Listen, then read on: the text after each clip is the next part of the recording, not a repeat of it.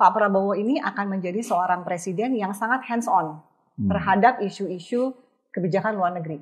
Itu valid nggak ya analisa seperti itu? Saya kira ada benarnya dalam hal begini. Memang secara konstitusi di piramida kekuasaan dan kebijakan, apalagi dalam sistem presidensial yang kita punya, di pucuk piramida adalah presiden. Sehingga kalau seorang presiden punya visi dan juga punya keyakinan bahwa hubungan luar negeri itu adalah komponen penting untuk mencapai tujuan nasional, tentu saja dia akan hands-on. Dan saya kira itu satu hal yang positif atau negatif tuh Mas Philip?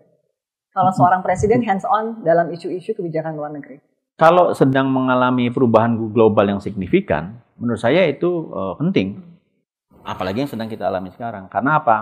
Karena tujuan-tujuan kita, kepentingan nasional, kepentingan ekonomi tidak akan tercapai kalau kita tidak bisa menavigasi perubahan global yang sedang terjadi. Apalagi dalam konteks geopolitik seperti perseteruan Cina dengan Amerika Serikat sekarang. Gitu. Dan karena itu leadership dan vision dalam soal hubungan luar negeri itu menjadi penting dalam konteks yang sedemikian rupa tadi gitu. Dan kalau kita lihat pengalaman-pengalaman presiden-presiden sebelumnya, Indonesia kan tidak bisa menghindar dari persoalan-persoalan hubungan internasional.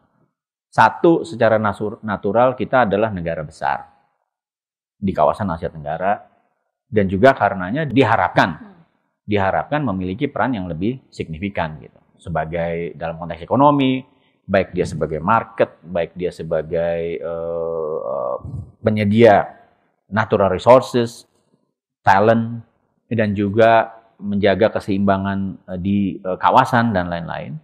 Secara natural Indonesia itu diharapkan perannya